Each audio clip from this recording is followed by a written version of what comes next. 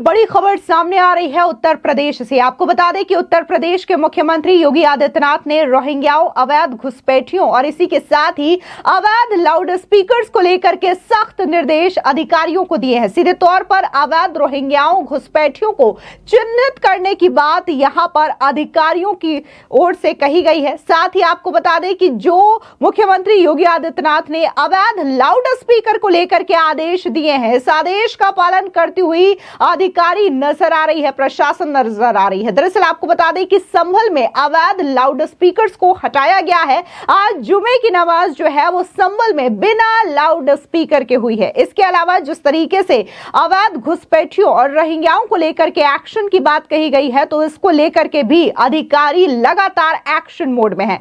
दरअसल देश प्रदेश की सुरक्षा से कोई समझौता नहीं किया जा सकता, यह बात मुख्यमंत्री योगी आदित्यनाथ ने कही है। मुख्यमंत्री योगी ने गुरुवार देर शाम कानून व्यवस्था को लेकर के अफसरों के साथ वीडियो कॉन्फ्रेंसिंग की। उन्होंने कहा कि स्ट्रीट वेंडर सड़क जाम का कारण न बने और अवैध टैक्सी स्टैंड तत्काल समाप्त कराए जाए। इसके लिए थाना स्तर पर जवाबदेही तय होनी चाहिए। वहीं अब मुख्यमंत्री योगी आदित्यनाथ के इस बयान पर मौलाना साजिद रशीदी ने समर्थन किया है। तो वहीं दूसरी ओर आपको बता दें कि मुख्यमंत्री योगी आदित्यनाथ का एक विधानसभा का वीडियो काफी ज्यादा सोशल मीडिया पर वायरल हो रहा है, जहां पर देखा जा सकता है कि जैसे ही मुख्यमंत्री योगी आदित्यनाथ उत्तर प्रदेश की विधानसभा में एंट्री लेते हैं, तमाम जो विधायक हैं वो मुख्यमंत्री योगी आदित्यनाथ के पास आते हैं उनका पैर छूने के लिए। और यहां पर साफ तौर से आप वीडियोस पे देख सकते हैं कि कैसे भारी तादाद में यहां पर जो विधायक हैं वो मुख्यमंत्री योगी आदित्यनाथ का पांव छूते हैं।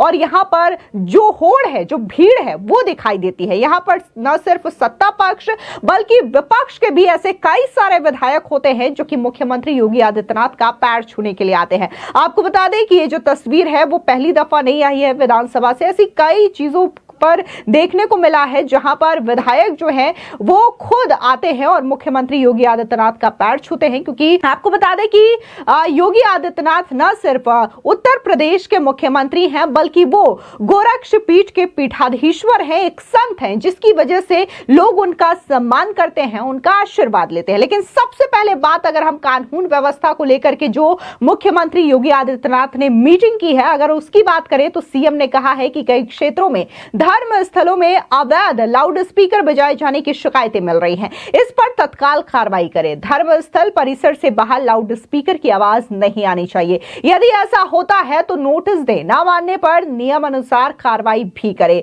और साथ ही मुख्यमंत्री ने महाकुंभ का जिक्र करते हुए कहा कि अंतिम स्नान पर्व महाशिवरात्रि के दिन होगा। ट्रैफिक रूट प्लान आदि की कार्य योजना को प्रभावी ढंग से लागू किया जाए। वाहन सड़क पर कतई खड़े ना रहे, मूवमेंट चलता रहना चाहिए। सुनिश्चित कराया जाए कि श्रद्धालुओं को संगम स्नान के लिए कम से कम पैदल चलना पड़े। श्रद्धालु सुरक्षित क्षेत्र में ही स्नान करें, इसे सुनिश्चित किया जाए। महाशिवरात्रि के अवसर पर वाराणसी में श्री काशी विश्वनाथ धाम में दर्शन पूजन के लिए 15 से 25 लाख श्रद्धालुओं का आवागमन संभावित है। प्रशासन श्रद्धालुओं की सुरक्षा सुनिश्चित करे। मुख्यमंत्री योगी ने कहा कि जिस तरीके से आने वाले त्योहार है, इसको लेकर के जो कानून व्यवस्था है या फिर जो शोभा यात्रा निकाली जाएगी, ऐसे कई आयोजन होने वाले हैं, मेले होने वाले हैं, इसको लेकर के भी कानून व्यवस्था सुचारू रूप से होनी चाहिए।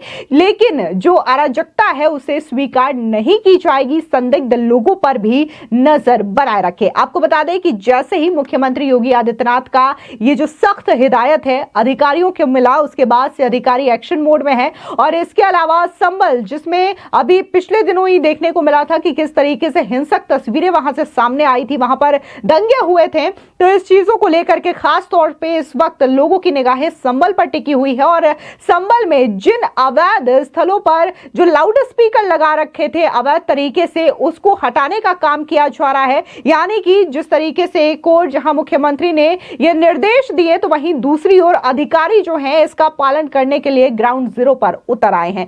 वहीं दूसरी ओर मुख्यमंत्री योगी के इन आदेशों के बाद मौलाना साजिद रशीदी का बयान सामने आया है, जिसमें उन्होंने कहा है कि सीएम योगी के 3 बयान सामने आए हैं कि बांग्लादेशी रोहिंग्या और लाउड स्पीकर बर्दाश्त नहीं किया जाएगा। बिल्कुल सही है, मुख्यमंत्री योगी की ये तीनों बातें हम उनका समर्थन करते हैं। निकालिए बांग्लादेशियों को, निकालिए रोहिंग्याओं को और आवाम को बताइए कि हमने इतने रोहिंग्याओं को और इतने बांग्लादेशियों को वापस भेज दिया है। रही बात लाउड स्पीकर की, तो लाउड स्पीकर इस्लाम का हिस्सा नहीं है। मुसलमानों को लाउड स्पीकर हटाने से कोई भी नुकसान नहीं है। वहीं दूसरी ओर आपको बता दें कि मुख्यमंत्री योगी आदित्यनाथ जो है वो विधानसभा में भी गरजते हुए नजर आए। साफ तौर से उन्होंने अखिलेश यादव को उत्तर प्रदेश का राहुल गांधी करार दिया है। दरअसल योगी आदित्यनाथ ने कहा कि अब लोग कहने लग गए हैं कि जिस तरीके से राहुल गांधी की मौजूदगी बीजेपी की जीत की गारंटी बन गई है, ठीक उसी तरीके से उत्तर प्रदेश में अखिलेश यादव की उपस्थिति बीजेपी की जीत की सुनिश्चित गारंटी बन गई है। सुनिए क्या कुछ मुख्यमंत्री योगी आदित्यनाथ ने कहा।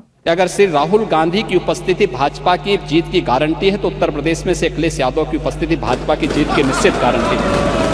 पप्पू और टप्पू में बहुत अंतर थोड़ा है। नाम का असर होता है, चच्चू ने वैसे थोड़ा नाम रखा है।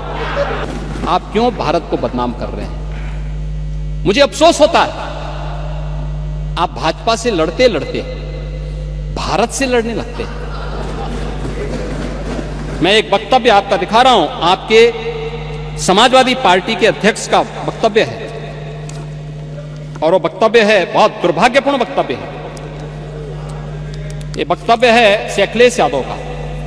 महोदय, उन्होंने कहा है कि हमारा देश कभी विकसित भारत नहीं बन सकता है। ये देखो ना, ये क्या है? ये यानी एक राजनीतिक दल अपने देश के प्रति इतनी दुर्भावना रखता है और इसलिए देश अब इस बात को कहने लग गया है कि अगर श्री राहुल गांधी की उपस्थिति भाजपा की जीत की गारंटी है तो उत्तर प्रदेश में से अखिलेश यादव की उपस्थिति भाजपा की जीत की निश्चित गारंटी है।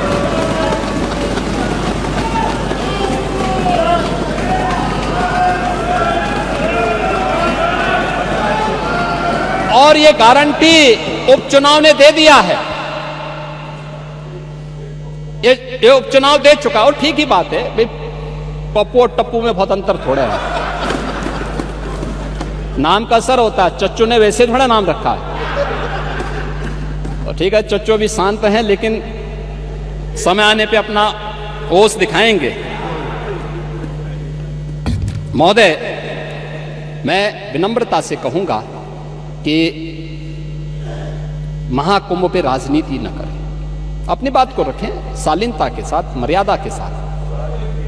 लेकिन जो लोग जीवित हैं, अपने परिवार के साथ मिल रहे हैं, उनको मृतक मत बताइए। और पांडे जी, आप तो इतने बुजुर्ग हैं, इतने वरिष्ठ हैं। हमारे यहां तीर्थ यात्राएं होती थी, लोग जाते थे, बड़े श्रद्धा के साथ जाते थे। हमारी आस्था है, कैसे आप इसको रोक सकते हैं? लेकिन उनको बदनाम मत करिए, उनकी श्रद्धा के साथ खिलवाड़ मत करिए। मैं तो तेलंगाना का भी उदाहरण आपको दे दिया, उत्तर प्रदेश का मैंने दिया, गोरखपुर का मैंने दिया, प्रयागराज का मैंने दिया। और जो लोग प्रयागराज में भगदड़ के शिकार हुए हैं या फिर विभिन्न रोड एक्सीडेंट के शिकार हुए हैं, सरकार की पूरी संवेदना है, सरकार उनके साथ खड़ी होगी। और इन सभी घटनाओं की जांच करने के लिए इसीलिए सरकार ने एक जुडिशियल कमीशन का गठन भी किया है। जुडिशियल कमीशन अपना काम कर रहा है, तथ्य भी मांगेगा, जानकारी भी मांगेगा, हर एक स्तर की जानकारी लेगा। और मैं इस सदन को इस बात के लिए आश्वस्त करना चाहूंगा, इस बात के लिए आश्वस्त करूंगा कि प्रयागराज भगदड़ का कोई गुनाहगार होगा तो बख्शा भी नहीं जाएगा। कोई भी होगा, कहीं भी छुपा होगा, किसी भी स्तर पर होगा, और कितना भी बड़ा क्यों ना हो, वह किसी भी स्थिति में बचेगा नहीं। ये मैं आप लोगों को आश्वस्त करता हूं, पूरे सदन को आश्वस्त करता हूं। लेकिन मैं आपसे इस बात में विनम्र अपील भी करूंगा, आयोजन किसी पार्टी का, किसी सरकार का नहीं है। सरकार ने अपनी जिम्मेदारियों का निर्वहन किया है, प्रशासन अपनी जिम्मेदारियों का निर्वहन कर रहा है। आपको बता दें दें कि मुख्यमंत्री योगी आदित्यनाथ के इस बयान के बाद सियासी गलियारों में हलचल तेज हो गई है। बीजेपी समर्थक जहां इसे मुख्यमंत्री योगी की बेबाक शैली कह रहे हैं, तो वहीं सपा और कांग्रेस के नेता इसे अहंकार और अपमानजनक भाषा का नमूना बता रहे हैं। लेकिन सच यही है कि राजनीतिक मंचों पर पप्पू और टप्पू की चर्चा एक बार फिर से तेज हो गई है। फिलहाल इस पूरी खबर को लेकर के आपकी क्या राय है, कमेंट सेक्शन में जरूर बताएं। धन्यवाद।